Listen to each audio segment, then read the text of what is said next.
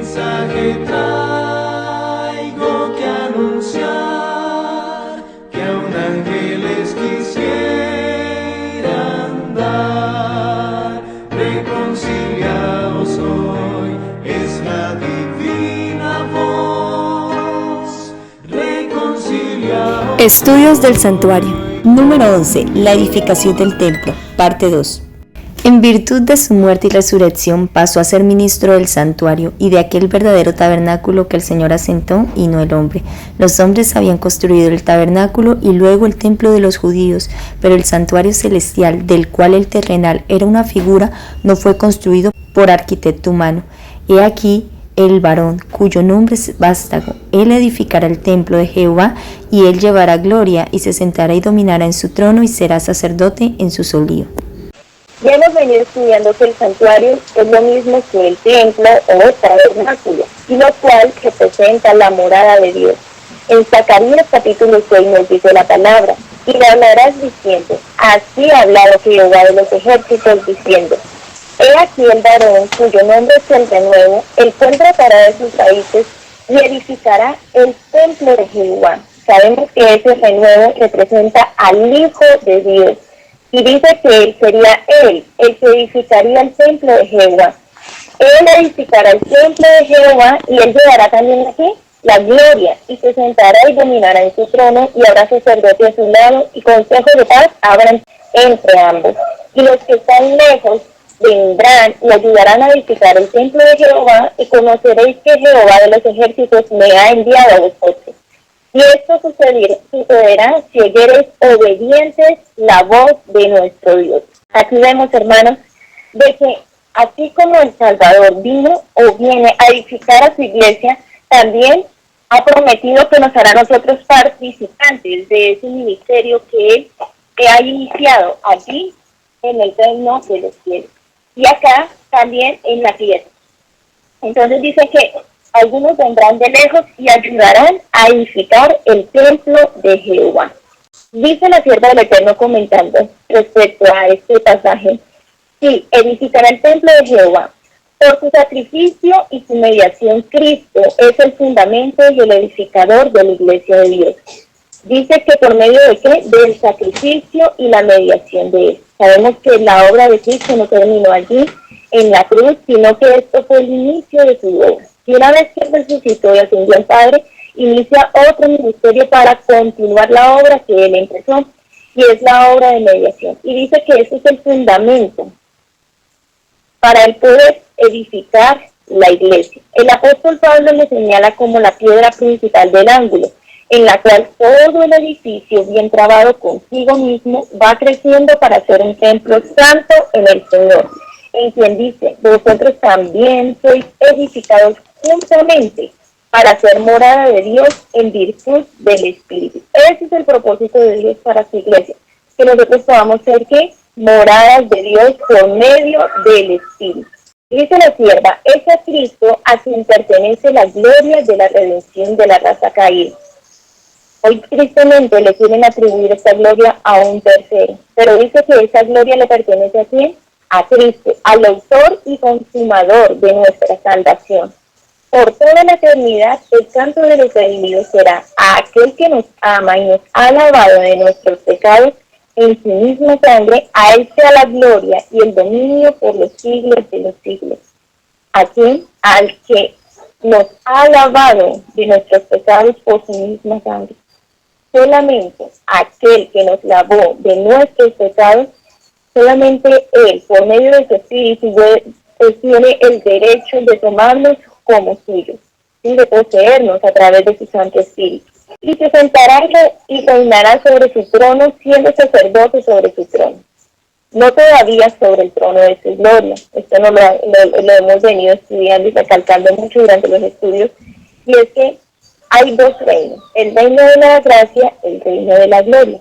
Y dice que se sentará y reinará sobre su trono. La vez pasada estudiábamos de que todavía Cristo no había recibido este reino de gloria, sino que Él recibió el reino de la gracia. Dice, el reino de la gloria no le ha sido dado aún, solo cuando su obra mediadora haya terminado. Así debemos entender, aún la secuencia de cada uno de los eventos que la palabra del Señor nos da, porque vemos de que el pueblo de Israel desconocía esto, y por eso era que cuando el Salvador vino, ellos querían aceptarlo era como el rey de los judíos, pero en su gloria. Ellos estaban esperando al Mesías, era en su gloria, pero estaban dejando de lado esa primera obra que el Salvador tenía que venir a hacer aquí en la tierra, que era la obra de la redención.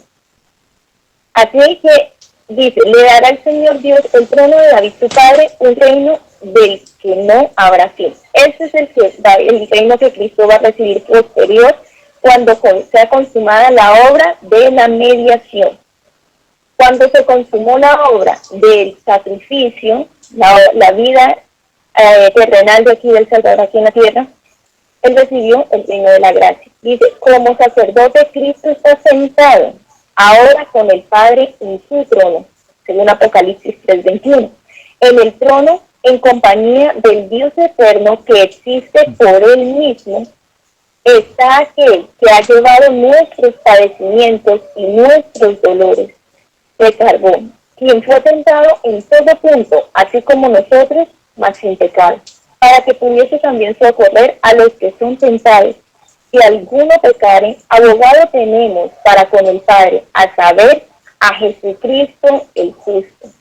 Su intercesión es la de un cuerpo traspasado y quebrantado, y de una vida inmaculada, las manos heridas y el costado abierto, los pies desgarrados, abogan en favor del hombre caído, cuya redención fue comprada a tan infinito precio. Gloria a Dios, hermanos. De no ser por este sacrificio, nosotros no tendríamos entrada a este reino de la gracia. Pero gloria a Dios, porque el que está al lado de aquel que existe por sí mismo, dice la sierva, es uno que se hizo de carne así como nosotros, uno capaz de compadecerse de nuestras debilidades, uno que aunque es la misma imagen del Dios invisible, también se hizo carne para poder interceder por cada uno de nosotros. El consejo de la paz estará entre qué? Entre los, no, dice entre los dos, entre el Padre y el Hijo. No hay un tercero, no tiene que entrar nadie más en este consejo de paz, tan solo el Padre y el Hijo. Dice la sierva, el amor del Padre, no menos que el del Hijo, es la fuente de salvación para la raza perdida. El amor del Padre, no menos que la del Hijo, es la fuente de salvación para la raza perdida. Es decir, que este fue lo que indujo al Padre y al Hijo a trazar este plan de salvación, no fue nada menos que el amor, hermano. Dios es Dios. Si Dios fuera solamente justicia, Él sencillamente hubiese terminado a Satanás en el mismo momento en que pecó. Pero como Dios es amor y Él quiere que nosotros le prestamos un servicio de amor, Él desea que conozcamos su carácter. Y por eso estableció todo este plan de redención, para que nosotros lo pudiésemos conocer, porque en esto consiste la vida eterna. Jesús había dicho a sus discípulos antes de irse, no os digo que yo les rogaré al Padre por vosotros, pues el mismo Padre os ama. Dice la sierva del Eterno, que Dios no nos ama porque envió a su Hijo hacia la tierra, sino que Dios envió a su Hijo a la tierra porque nos amaba. Dice, Dios estaba en Cristo reconciliando consigo mismo al mundo. Muchos tienen un concepto equivocado y piensan que aquel que se reveló en el Antiguo Testamento era el Padre, porque lo veían de una manera más justiciera. Pero que después vino el Hijo, que era más lleno de misericordia, y nos reveló lo que era la gracia. Pero no, dice que los dos estaban juntamente reconciliando al mundo consigo mismo, tanto el Padre como el Hijo. En el ministerio del Santuario Celestial, el consejo de la paz estará entre los dos. De tal manera, amó Dios al mundo, que ha dado su Hijo unigénito, para que todo aquel que en él cree no perezca, sino que tenga vida eterna. Aquí vemos el amor del Padre y el amor del Hijo. Dice que el Padre dio lo más preciado que él tenía, su Hijo único, unigénito, lo entregó, lo dio para que nosotros pudiésemos ser salvos. Y mientras tanto, el Hijo se sometió a este castigo que nosotros merecíamos, para que nosotros pudiésemos estar delante de la presencia del Padre Celestial. Aquí vemos la revelación de este consejo de Papamán. Algo hermoso, y es durante todo el estudio hemos venido viendo cómo el Padre Celestial quiere que nosotros participemos en esta obra de edificación. El Padre Celestial nos ha venido mostrando a través de los estudios de que Dios quiere que nosotros seamos participantes de esta gracia, pero no solamente para recibirla, sino también para qué, para recibirla, para dar. Dice, los que están de lejos vendrán y ayudarán a edificar el templo de Jehová. Los apóstoles edificaron la iglesia de Dios sobre el fundamento que Cristo mismo haya puesto. Ya miramos cuál era ese fundamento, ¿cierto? En virtud de su muerte y resurrección. Frecuentemente se usa en las Escrituras la figura de la construcción de un templo para ilustrar la edificación de la iglesia. Zacarías señaló a Cristo como el pimpollo que debía edificar el templo del Señor. Habla de los gentiles como colaboradores en la obra, y los que están lejos vendrán y edificarán en el templo de Jehová, e Isaías declara, los hijos de los extranjeros edificarán sus muros. O sea que aquí el Salvador no estaba limitando la obra aquí a los judíos.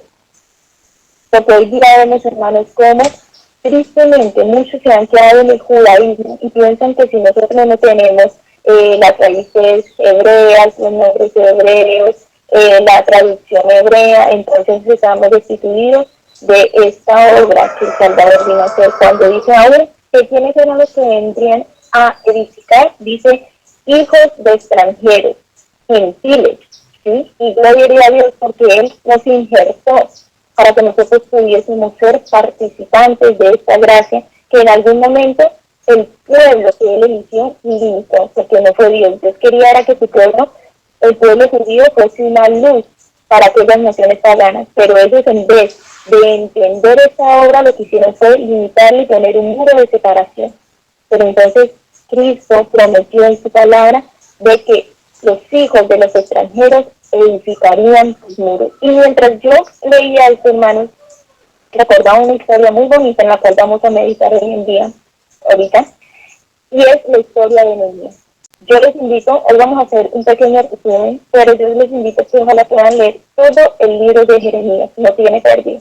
Es precioso porque es un reflejo de la obra que Dios está haciendo, quiere hacer con su pueblo, y ha venido haciendo con su pueblo. Entonces vamos a meditar un poco en la historia de Nehemías, pero antes de ello vamos a leer qué nos dice la sierva del Eterno. Escribiendo acerca de la edificación de dichos templos, Pedro dice, al cual, allegándonos a él piedra viva, que probara siervo de los hombres, entero elegido de Dios, precioso, vosotros también como piedras vivas sed edificados una casa espiritual y un sacerdocio santo para ofrecer sacrificios espirituales agradables a Dios por Jesucristo. ¿Cuál es el deseo de Dios? Dice que Cristo, como piedra viva, aunque reprobada por los hombres, sin embargo, fue aprobada por Dios. Y sobre él dice que nosotros también como piedras vivas debemos ser edificados para una casa espiritual, un sacerdocio santo y libre de manos. ¿Para qué? ¿Con qué propósito? Con el propósito de ofrecer sacrificios espirituales. Si bien ya no tenemos que ofrecer carneros, ni corderos, ni vacas, ni nada de eso, porque este sacrificio ya lo presentó Cristo por nosotros, también es cierto de que debemos ofrecer sacrificios espirituales. Dios no quiere que nosotros seamos templos muertos, sino templos vivientes, que le agrademos a Él por medio de Jesucristo. Los apóstoles trabajaron en la cantera del mundo judío y gentil, extrayendo piedras que habían de colocar sobre el fundamento. Es decir, nosotros tenemos una obra tanto dentro del mismo pueblo de Dios, como también por fuera, por los gentiles, por aquellos que no conocen el Evangelio. En su carta a los creyentes de Éfeso, Pablo les dice, así que ya no sois extranjeros ni advenedizos, sino juntamente ciudadanos con los santos y domésticos de Dios, edificados sobre el fundamento de los apóstoles y los profetas, siendo la principal piedra del ángulo Jesucristo mismo, en el cual compaginado todo el edificio va creciendo para ser un templo santo en el Señor, en el cual vosotros también sois juntamente edificados para la morada de Dios en espíritu. Ahora sí vamos a meditar rápidamente en lo que es la reconstrucción de los muros de Jerusalén hechos por Nehemías. Nehemías, un hombre oportuno en un momento en que el pueblo de Israel se encontraba, había llegado ya de su cautiverio, pero dice que la ciudad se encontraba en ruinas. Y eso entristeció en gran manera el corazón de Nehemías, aunque él no estaba viviendo en Jerusalén, sino que estaba en una nación pagana sirviendo al rey. Pero su corazón estaba aquí, se constreñía por la condición de su nación, de su pueblo, del pueblo de Dios. Y Nehemías es un vivo representante de aquel simbolio que edificaría el templo de Jehová. Un vivo representante de lo que es el Hijo de Dios. Vamos a hacer un contraste rápidamente. Dice, los hijos de Jerusalén estaban en gran afrenta y los muros de la ciudad estaban como derribados. Nehemías 1, 2 y 3 nos dice, que vino Ananí, uno de mis hermanos, con algunos varones de Judá, y les pregunté por los judíos que habían escapado, que habían quedado de la cautividad y por Jerusalén. Y me dijeron, el remanente, los que quedaron de la cautividad allí en la provincia están en gran afrenta, y el muro de Jerusalén derribado y sus puertas están quemadas al fuego. Así se encontraba, esta era la condición en la que se encontraban los judíos. Aunque habían puesto de la cautividad, no habían hecho nada para reparar los muros que habían sido quebrantados. Y recordemos que la vez pasada que nosotros estuvimos estudiando el atrio, mirábamos que ese vallado, ese muro que cercaba a lo que era el alrededor del tabernáculo, representaba la ley de Dios. ¿Sí? Entonces, espiritualmente, aquí estamos viéndolo literalmente, los muros alrededor de Jerusalén estaban destruidos, pero espiritualmente vemos de que la ley de Dios ha sido quebrantada, que la ley de Dios se le abierta una brecha que tiene que ser reparada por nosotros como conocedores de estas verdades. Ahora vemos el contraste, dice que el pueblo de Dios estaba como enfermo espiritualmente a causa de que los cimientos de Dios se habían olvidado. En Isaías capítulo 1, versículo 5 al 9 nos dice, ¿por qué queréis ser castigados aún? Todavía os revelaréis, toda cabeza está enferma y todo corazón está doliente. Desde la planta del pie hasta la cabeza no hay en él cosas sanas, sino que herido, hinchazón y podridas llagas.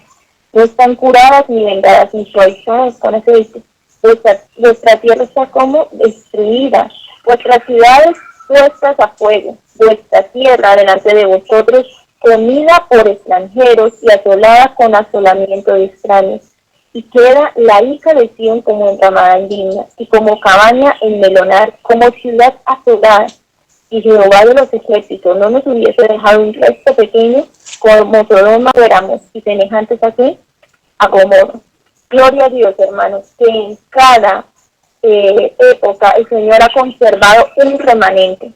Y a ese remanente Dios le ha confiado una tarea, y es una tarea de restauración, de restablecimiento, porque hay muchos que están enfermos de la lepra del pecado, de la lepra de la cual ya Cristo nos ha lavado a nosotros. Pero ahora hay muchos que se encuentran en esa condición, y nosotros somos llamados a poder antes preparar la ley de Dios para poderles mostrar a las personas cuál ha sido la ley que ha sido quebrantada. Porque nosotros no le podemos llevar un salvador, un médico, una persona que no siente la necesidad. Lo primero que tenemos que mostrarle a las personas que necesitan un salvador. Tenemos que mostrarle el pecado. ¿Y qué es el pecado? La palabra de Dios lo define. Que el pecado es la transgresión de la ley de Dios. Dice la sierva, mediante mensajeros de Judea, el patriota hebreo había sabido que habían llegado días de pruebas para Jerusalén, la ciudad escogida. Los desterrados que habían regresado sufrían qué aflicción y oprobio, que habían reedificado el templo y porciones de la ciudad, Pero la obra de restauración se veía estorbada, los servicios del templo eran perturbados y el pueblo mantenido en constante alarma por el hecho de que las murallas de la ciudad permanecían mayormente en ruinas.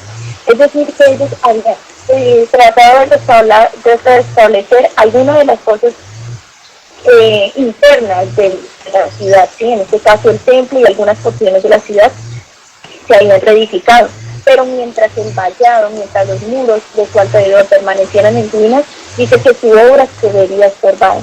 Lo mismo ocurre, hermanos, con la ley de Dios. Nosotros podemos hacer cantidad de, por decir así entre comillas, porque no se puede hacer una reforma sin la ley, pero podemos pretender hacer reformas y querer hacer mucha obra misionera, querer restablecer el punto de Dios, pero mientras la ley de Dios esté siendo pisoteada, la obra se verá estorbada, porque es que precisamente Cristo vino a reconciliar al hombre con su Padre. Y sabemos que la ley de Dios es un reflejo del carácter de Dios. Dios sabía de que nosotros no podíamos guardar la ley, pero eso mandó a su Hijo. ¿Para qué? No para que nos salvara con nuestros pecados, sino para que nos liberara de nuestros pecados, para que nosotros pudiésemos ser pregoneros de justicia y ensalzar la ley de Dios. Pero mientras esas murallas permanezcan caídas, mientras esta brecha de la ley no sea reparada, aún por nosotros que somos conocedores, ninguna de las obras que nosotros queramos acercar al Señor va a tener significado y valor, hermano. Nehemías pide al rey que le permita volver a su país a restaurar las ruinas. En Nehemías 2 nos dice, le dijo el rey, ¿por qué está triste tu rostro? Pues no estás enfermo. No es esto sino quebrantamiento de corazón. Entonces temí en gran manera y dije al rey, para siempre viva el rey. ¿Cómo no estará triste mi corazón cuando la ciudad, casa de los sepulcros de mis padres, está desierta y sus puertas consumidas por el fuego? Me dijo el rey, ¿qué cosa pides? Entonces, mira, interesante lo que hizo Nehemías. Él no se fue así de una vez a hablar con el rey, sino que en ese momento, en ese instante, elevó una oración. Oré al Dios de los cielos y dije al rey, si le place al rey y tu siervo ha hallado gracia delante de ti, envíame a Judá, a la ciudad de los sepulcros de mis padres, y la reedificaré.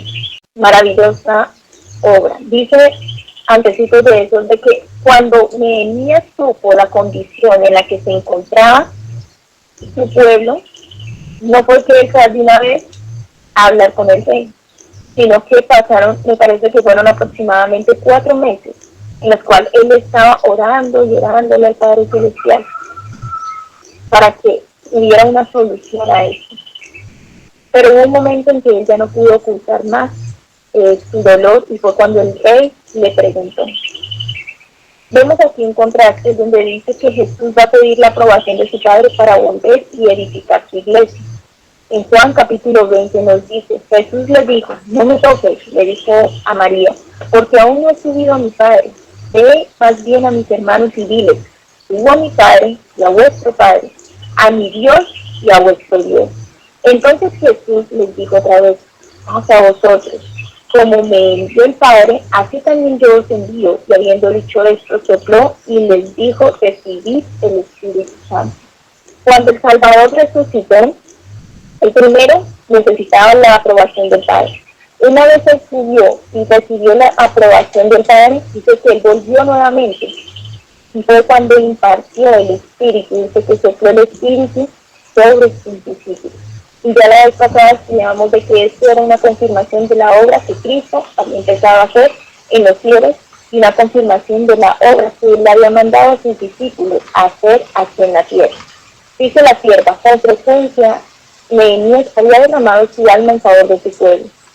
Pero mientras oraba, esta vez se formó en su corazón un propósito santo en su espíritu. ¿Cuál fue el propósito que se formó? Resolvió que si lograra el consentimiento del rey y la ayuda necesaria para conseguir herramientas y material, emprendería él mismo la tarea de reedificar las murallas de Jerusalén y restaurar la fuerza nacional de Israel. Pidió al Señor que le hiciese obtener el favor del rey a fin de poder cumplir ese plan. Suplicó, concede hoy próspero suceso a tu siervo y dale gracia delante de aquel varón.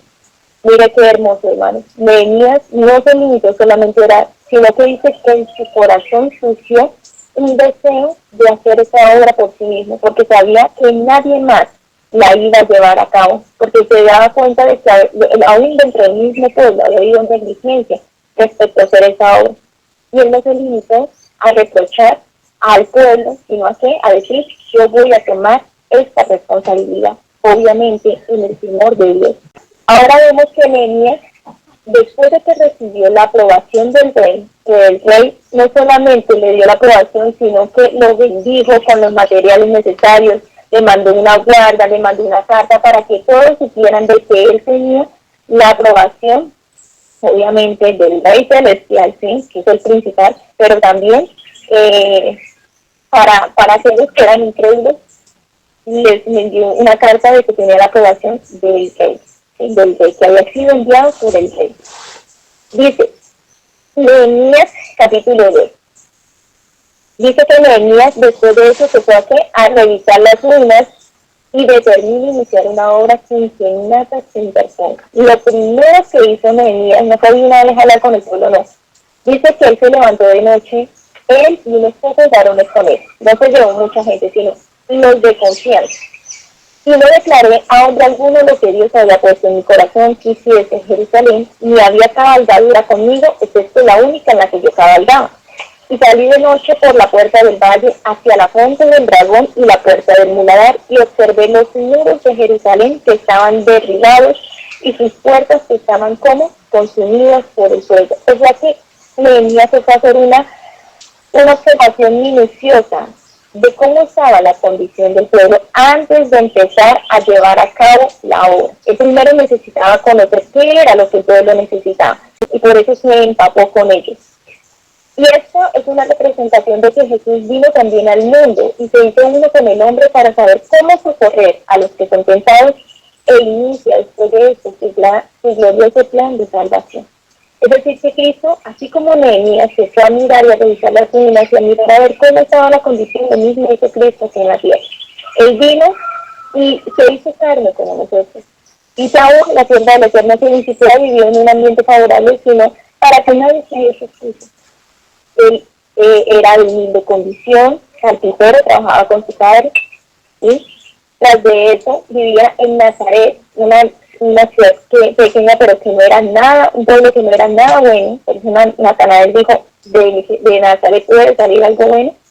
Entonces vemos que aún el ambiente que le rodeó a Cristo no contaminó su ser. Entonces, él se empapó con la humanidad. Dice, el Espíritu del Señor está sobre mí, porque me ungió Jehová, me ha enviado a predicar buenas nuevas a los abatidos, a vendar a los quebrantados de corazón, a publicar libertad a los cautivos y a los presos, de apertura de la cárcel, a proclamar el año de la buena voluntad de Jehová y el día de la venganza del Dios nuestro, a consolar a los necesitados, a ordenar a que los afligidos de Sión se les dé gloria en lugar de ceniza, óleo de gozo en lugar de luto, manto de alegría en lugar de espíritu angustiado. Y serán llamados árboles de justicia, plantío de Jehová para gloria suya. Y dice que ellos reedificarán las ruinas antiguas y levantarán los asolamientos primeros y restaurarán las ciudades arruinadas, los escombros de muchas generaciones. O sea que aquí Cristo estaba manifestando la obra que él venía a hacer. Decía, Dios me ha enviado, el Padre me ha enviado, me ha ungido con su espíritu. ¿Para qué? Para dar vida, para vendar a los quebrantados, para llevar las buenas nuevas, publicar libertad a los cautivos, para consolar a los enlutados, para dar salud. Pero después de que estas personas han sido restauradas, ¿qué pasa? Dice que ellos mismos serían llamados árboles de justicia, y ellos mismos serían los que levantarían también los asolamientos primeros y ayudarían a restaurar las ciudades arruinadas. Es la obra que Cristo está haciendo, y aún el pueblo de Dios está haciendo en la actualidad.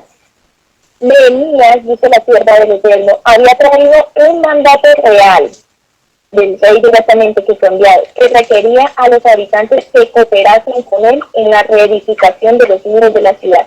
Es decir, que Nehemías cargaba una carta como un mandato, como una obligación de que él era enviado por el rey y de que ellos tenían que ayudar en esta obra, por decir así, que era una obligación.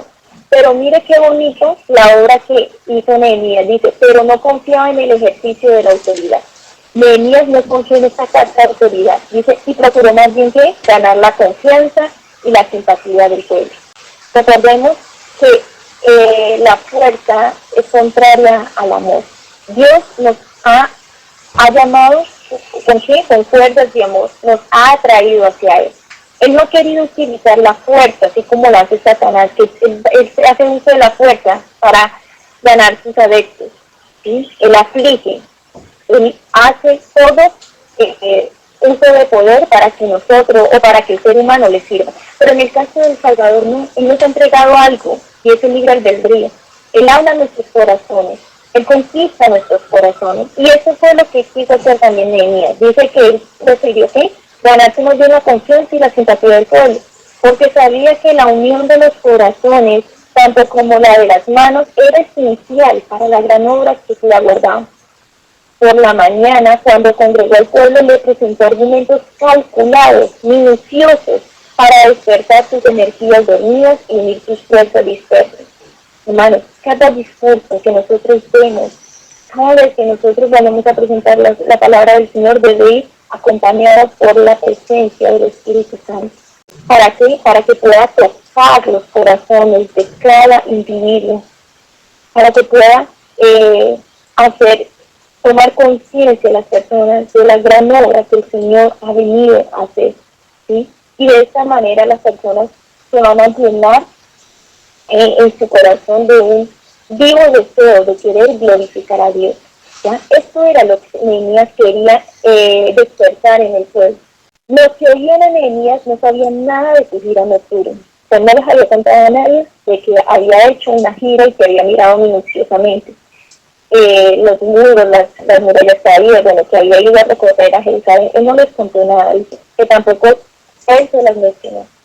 Pero el hecho de que la había realizado contribuyó mucho a su éxito. O sea, él no tuvo que decirles al pueblo, miren, ya no se estuvo realizando las murallas, no.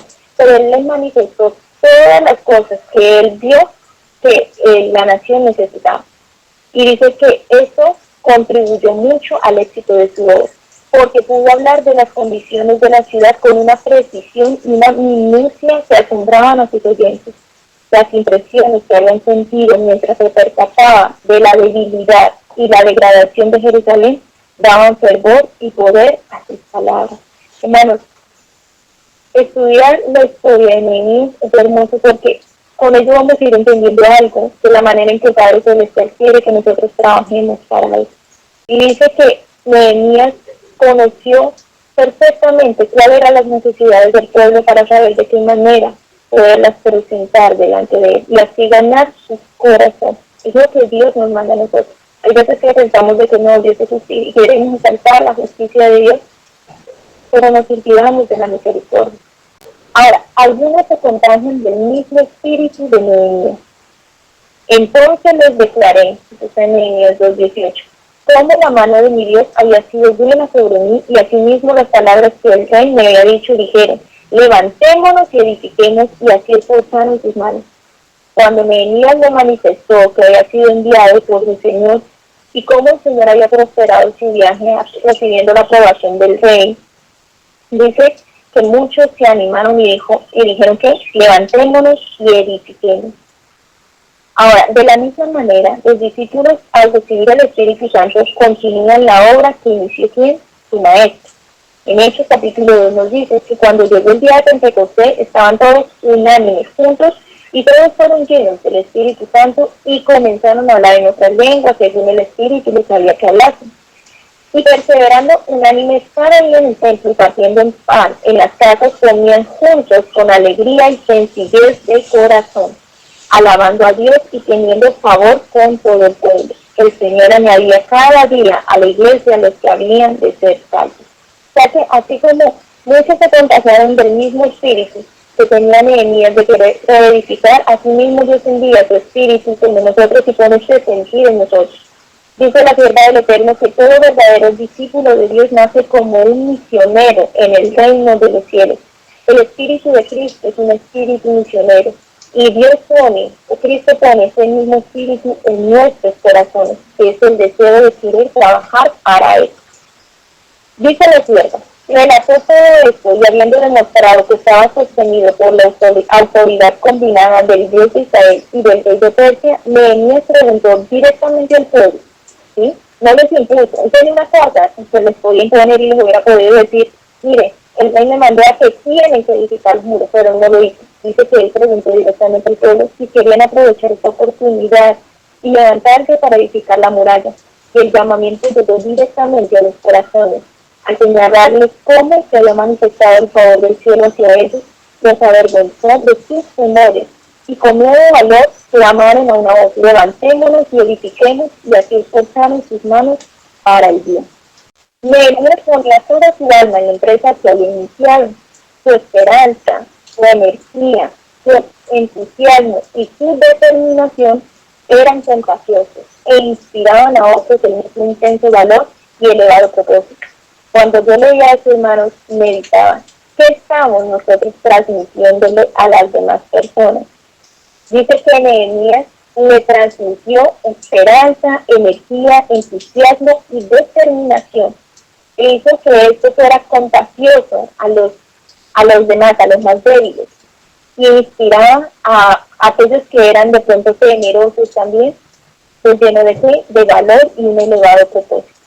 Cada hombre se trocó a su vez en un Nehemías y contribuyó a fortalecer el corazón y la mano de su vecino. Eso es lo que Dios desea. Cristo quiere que ese mismo espíritu que lo trajo a Él, aquí a la tierra, que hizo de su vida una vida de sacrificio, de negación, de dominio propio, de consagración, de santidad, sea la que nos inspire a nosotros a tomar el mismo camino que Él lleva y a contribuir para que nosotros podamos también trabajar en la obra o continuar la obra que Él inició aquí en la tierra. Ahora dice que Nehemías inicia la obra y sus enemigos intentan impedirla. La obra de Dios, hermanos, no se va a hacer sin impedimento. Satanás trabaja constantemente para que esta obra sea malograda y para que la iglesia de Dios no sea edificada. Inventan cantidad de cosas para que nosotros nos desviemos del propósito al cual el Señor nos ha llamado. Y esto lo vamos a ver. Dice que cuando lo oyeron Sanballat, el horonita, Tobías, el siervo monita, y Gesem, el árabe, eran tres los principales enemigos de Nehemías, ¿sí? Y todos de diferentes naciones, horonita, amonita y árabe, hicieron escarnio de nosotros y nos despreciaron diciendo, ¿qué es esto que sois vosotros? Os rebelaréis contra el rey. Desde allí vemos de que había una contraposición, que se estaban oponiendo a la obra que Nehemías iba a empezar. También vemos de que Jesús, cuando recibe la potestad de su Padre y empieza a edificar su iglesia, Satanás se opone. Vivimos vivamente en la vida del Salvador, cómo Satanás se oponía constantemente a la obra que Cristo vino a hacer, pero también lo vemos en la persona de sus discípulos. Dice en Salmos 2, 1 al 3, ¿por qué se amotinan las gentes y los pueblos piensan cosas vanas? Se levantarán los reyes de la tierra y príncipes consultarán unidos contra Jehová y contra su ungido, diciendo, rompamos sus ligaduras y echemos entre nosotros sus cuernos. Aquí vemos de que el enemigo iba a utilizar a las naciones, a los príncipes, ¿para qué? Para irse en contra del ungido de Dios. Ahora vemos que Nehemías empieza a edificar y otros hombres ayudaban sobre edificando.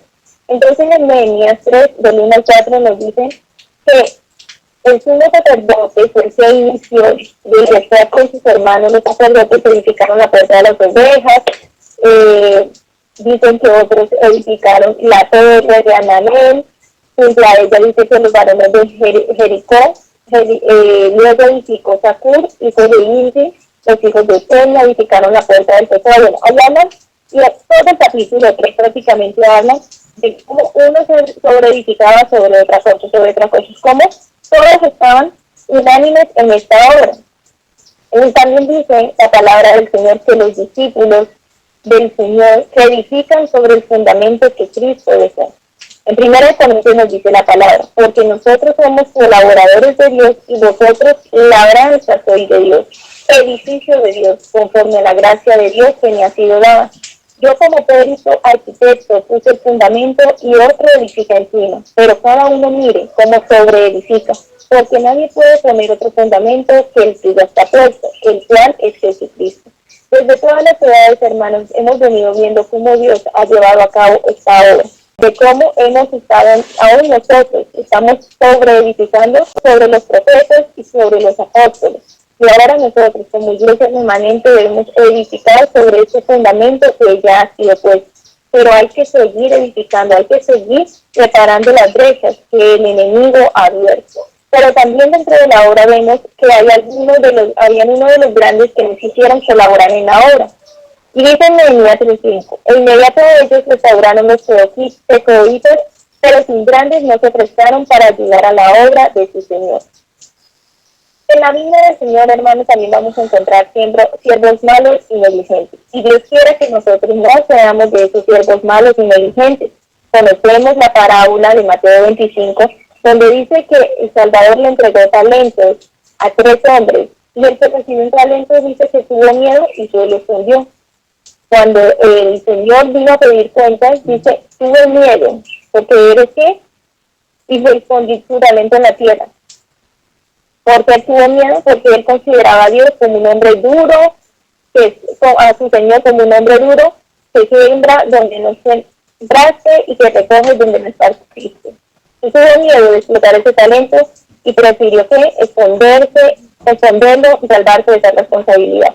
Ahora, el Señor no lo alabó por esta obra que hizo, sino que le dice, siervo malo y negligente.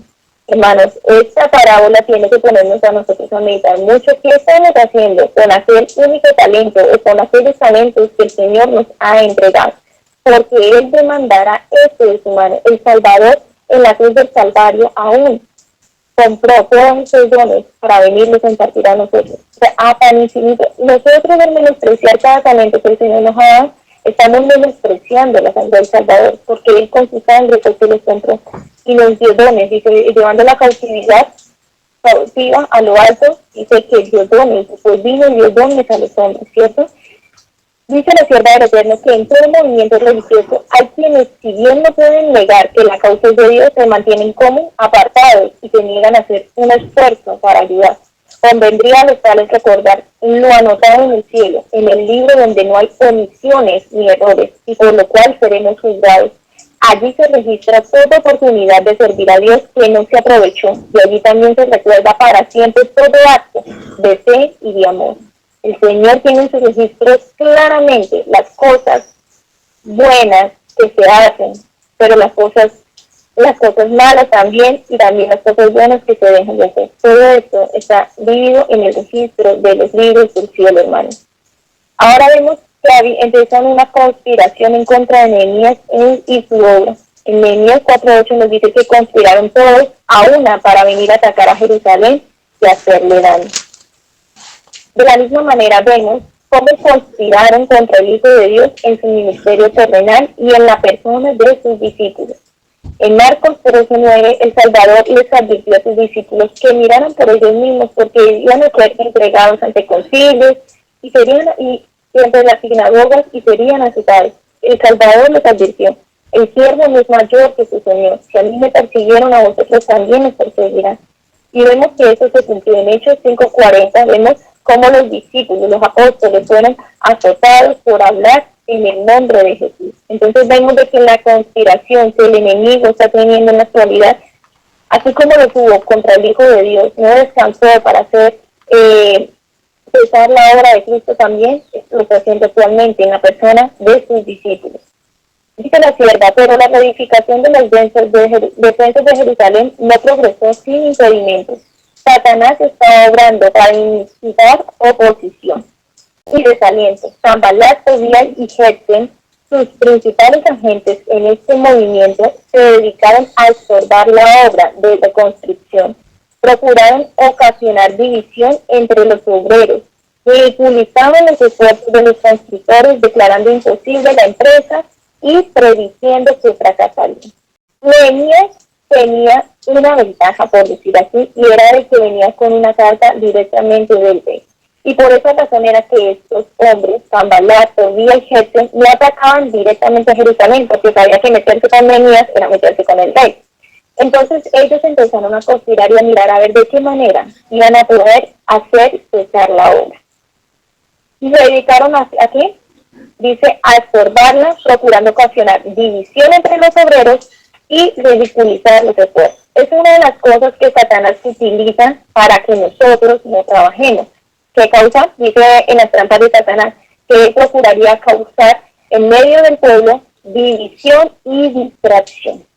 Este es el medio que Satanás utilizó a través de Sanballat, Tobías y Gesem para hacer cesar la obra de Nehemías. Y lo vamos a ver. Lo primero que hicieron fue burlas y escarnios. Dice que cuando Sanballat oyó que ellos edificaban el muro, se enojó y se enfureció en gran manera e hizo escarnio a los judíos, y estaba junto a él Tobías amonita, el cual dijo, lo que ellos edifican del muro de piedra, si subiera una zorra, lo derribará. O sea, empezaron a burlarse para ver si los desanimaban, porque sabemos que muchos no están dispuestos a soportar las burlas y los escarnios, y por esa razón se apartan, porque esto cabe su ego, su yo. Pero vamos a ver cuál era la manera en que Nehemías reaccionaba frente a todas estas situaciones, para que nosotros tengamos una idea de qué es lo que Dios quiere, o con qué espíritu Dios quiere que nosotros enfrentemos estas cosas.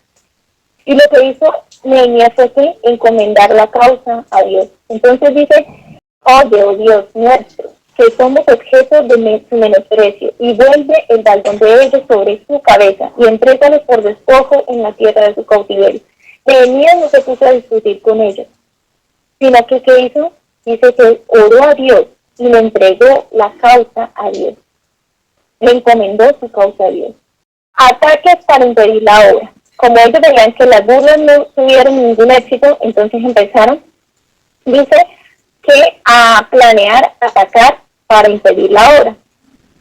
Edificamos pues el muro, y toda la muralla fue terminada hasta la mitad de su altura. Ya estaba terminada hasta la mitad, dice, porque el pueblo tuvo ánimo para trabajar, ya que estaban prosperando. Pero aconteció que oyendo Sanballat y Tobías y los árabes, los amonitas y los Asdod, que los muros de Jerusalén eran reparados, porque ya los portillos comenzaban a ser cerrados, se encolerizaron mucho y conspiraron a todos a una para venir a atacar a Jerusalén y hacerle daño. Y dijo Judá, las fuerzas de los acarreadores se han debilitado y el escombro es mucho, y no podemos edificar el muro. Es decir, que cuando ellos oyeron que estaban planeando atacarlos, empezaron a desanimarse. Iniciaron trabajando con fuerza, con determinación, pero después de que escucharon las amenazas, se desanimaron. ¿Qué hizo Nehemías? Dice que Nehemías los motivó a que no dejaran de trabajar y a estar prestos para pelear la causa. Entonces dice que la respuesta de Nehemías fue, no temáis delante de ellos, acordaos del Señor, grande y temible, y pelead por vuestros hermanos, por vuestros hijos y por vuestras hijas, por vuestras mujeres y por vuestras casas. Y cuando oyeron nuestros enemigos que lo habíamos entendido y que Dios había desbaratado el consejo de ellos, nos volvimos todos al muro, cada uno a su tarea. No abandonaron la causa. A pesar de las conspiraciones que estaban haciendo con ellos, que hicieron, volvieron nuevamente a su deber. Los que edificaban en el muro, los que carreaban y los que cargaban, con una mano trabajaban en la obra y con la otra tenían la espada. El Señor quiere que nosotros tengamos la espada del Espíritu, que es la palabra de Dios, juntamente con nosotros para poder atacar todo dardo del enemigo. Ahora, también utilizó los engaños para detener la obra. Dice, cuando oyeron Sanballat y Tobías y Gesem el árabe y los demás de nuestros enemigos que yo había edificado el muro y que no quedaba el portillo, aunque hasta aquel tiempo no había puesto las hojas de las puertas, Sanballat y Gesem enviaron a decirme, ven y reunámonos en alguna de las aldeas en el campo de Ono, mas ellos habían pensado hacerme mal. Entonces ellos empezaron a distraerlo, a decirles, venga y nos reunimos. ¿Por qué? Porque según ellos empezaron a inventar de que Nehemías estaba yendo en contra del rey. Entonces estaban diciendo, ven y nos reunimos en alguna de las aldeas del campo para hablar con respecto a esta situación. Pero verdaderamente lo que ellos querían era hacerle mal. Pero Nehemías tuvo una buena resolución. Dice, y que les envié mensajeros diciendo, yo hago una gran obra y no puedo ir. ¿Por qué cesaría yo la obra dejándola yo para ir a vosotros? Y enviaron a mí con el mismo asunto hasta 4 veces. Mire, fueron insistentes. Querían distraer la obra que Nehemías estaba haciendo. Pero que dijo Nehemías, yo hago una gran obra y no puedo ir. Hermanos, en esto, aplicándolo a nuestra vida espiritual, el Padre Celestial nos ha mandado a hacer una obra. Pero muchas veces los afanes de esta vida, las preocupaciones, los placeres o cualquier otra cosa que haga que nosotros perdamos de vista el mandato que el Señor nos ha dado, se convierte en un Zambalán, en un Tobías y en un Gesed. Pero nosotros debemos responder como Nehemías, yo hago una gran obra y no puedo ir. ¿Por qué cesaría la obra dejándola yo para ir a vosotros? No permitamos, hermanos, que las aflicciones, que las pruebas, las dificultades de esta vida nos hagan perder de vista el llamado que Dios ya nos ha hecho. Y dice que las 4 veces que le mandaron, dice que él les respondió de la misma manera. Entonces, él empezó a utilizar falsedades para amedrentarlos. Dice que a la 5ª vez fue con una carta abierta en su mano en la cual estaba escrito que se había oído entre las naciones y Galmud lo dice, que tú y los judíos pensáis revelarlo. Y que por eso edificas el muro, con la mira, según nuestras palabras, de ser tu rey. Empezaron a inventar cosas que ellos sabían que era mentira. Y para amedrentar a Nehemías. Y entonces hacerlo ir. Pero Nehemías tenía discernimiento espiritual. Entonces Nehemías les respondió, no hay tal cosa como tú dices, sino que tu corazón tú te lo inventas, porque todos ellos nos amedrentaban diciendo se debilitarán las manos de ellos en la obra y no será terminada. Ahora pues, oh Dios, fortalece tus mis manos. Hermanos, todas estas dificultades por las cuales está pasando Nehemías, está pasando actualmente el pueblo del Señor. No más en el tema de que hoy en día con el tema del Espíritu Santo, nos dicen a nosotros, ustedes están negando el Espíritu Santo, sí, directamente. No hay tal cosa. Y no nos tenemos que entrar a ponernos a discutir con una persona que no quiere escuchar el mensaje. Cuando hay mucha obra y muchos hermanos o muchas almas que están pereciendo y que verdaderamente quieren conocer la verdad. También recibían sobornos para acobardarlo.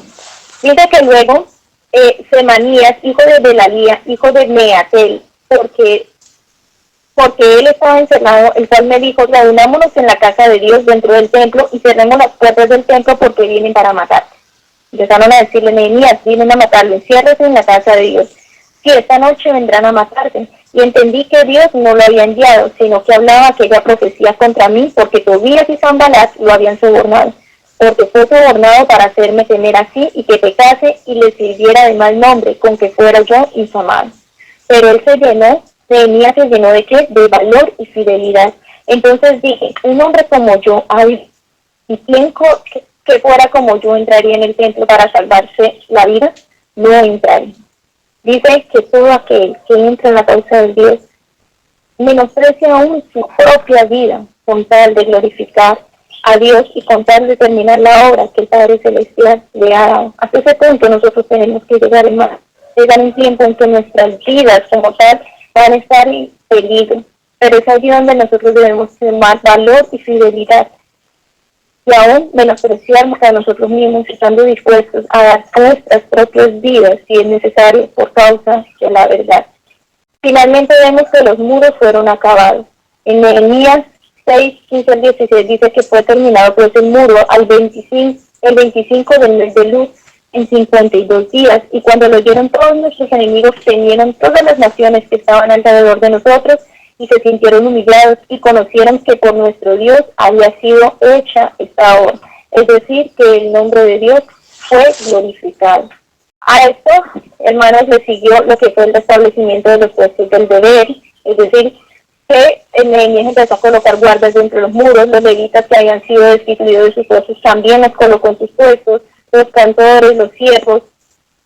Algo interesante, hermanos, es que primero tuvieron que restablecer los muros de Jerusalén para poder hacer una reforma dentro del pueblo. La lectura de la ley en la fiesta de las trompetas, después de eso dice que el pueblo, al oír la lectura de la ley, se arrepintió y se humilló, y el pueblo lloró delante de Nehemías. Pero dice que Nehemías le decía, no lloren porque hoy es un día de regocijo, y celebraron la fiesta de los tabernáculos. y ellos tomaron la determinación para obedecer a Dios, y después de ello iniciaron las reformas en cuanto al sábado, que se había olvidado, en cuanto al tema del diezmo, en cuanto a la asociación que ellos habían hecho con los paganos y los matrimonios que había en yugo desigual. Aquí vemos, hermanos, cómo la obra del Señor continuó. Después de eso, después de que prepararon los muros, la obra no cesó, sino que la obra continuó. Pero lo primero que debemos hacer es que ser separadores de portillos, separar las brechas que el enemigo ha abierto en la ley de Dios, y una vez que esta ley sea separada aún en nuestras propias vidas, primeramente en el hogar, luego en la iglesia, entonces podremos tener el aval para ir a ayudar a la sociedad.